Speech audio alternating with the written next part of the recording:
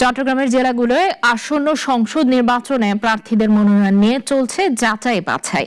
Voter তথ্য, হলফনামা, স্বাক্ষর ও ঋণ ট্যাক্স বকেয়ার কারণে জেলা রিটার্নিং অফিসার বাতিল করেছেন অনেক প্রার্থীর মনোনয়ন। তবে প্রার্থীর নির্দিষ্ট পদ্ধতি অনুসরণ করে আপিল করতে পারবেন। প্রতিনিধিদের পাঠানো তথ্য ছবিতে জানাচ্ছেন শাশ্বতী সরকার।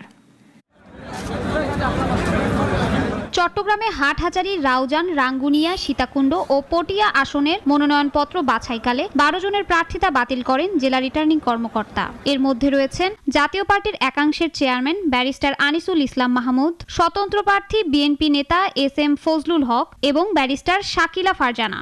বৈধতা পেয়েছেন 33 জন। 107টি নমিনেশন ফর্মের মধ্যে 76টি বৈধ হিসেবে ঘোষণা করা হয়েছে এবং 31টি অবৈধ বা বাতিল বলে আমরা ঘোষণা করেছি। কুমিল্লায় মনোনয়ন যাচাই বাছাইয়ের দ্বিতীয় দিনে 15 জনের মনোনয়ন বাতিল করা হয়। এ নিয়ে জেলার 11টি আসনে মনোনয়ন পাননি মোট 31 জন। এতে হেভিওয়েট প্রার্থী মোবাশের আলম ভুইয়া, সামিরা আজিম দোলা, ডক্টর রশিদ আহমেদ হোসাইনির মনোনয়ন বাতিল করা হয়। 76 জনের মনোনয়নপত্র বৈধ ঘোষণা করা হয়। চান্দিনাবাসীর কাছে আহ্বান থাকবে যে আগামী ত্রয়োদশ জাতীয় সংসদ নির্বাচন 12 ফেব্রুয়ারি অনুষ্ঠিত হবে।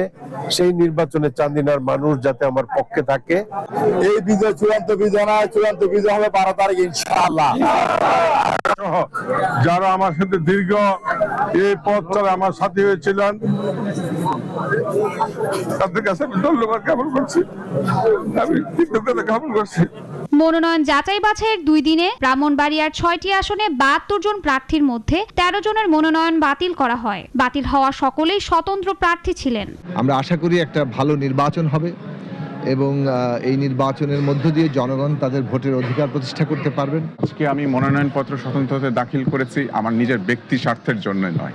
আমার এখানে 5 লক্ষ ভোটার আছে, 8.5 লক্ষ আমার পপুলেশন আছে, তাদের জন্য। কক্সবাজারের 4টি সংসদীয় আসনে মনোনয়নপত্র দাখিলকারী 23 প্রার্থীর মধ্যে 5 জনের মনোনয়ন বাতিল করা হয়। বৈধতা পান 18 জন। তবে প্রাথমিক যাচাই বাছাইয়ে রিটার্নিং কর্মকর্তার সিদ্ধান্তের বিরুদ্ধে আপিল করতে পারবেন প্রার্থীরা।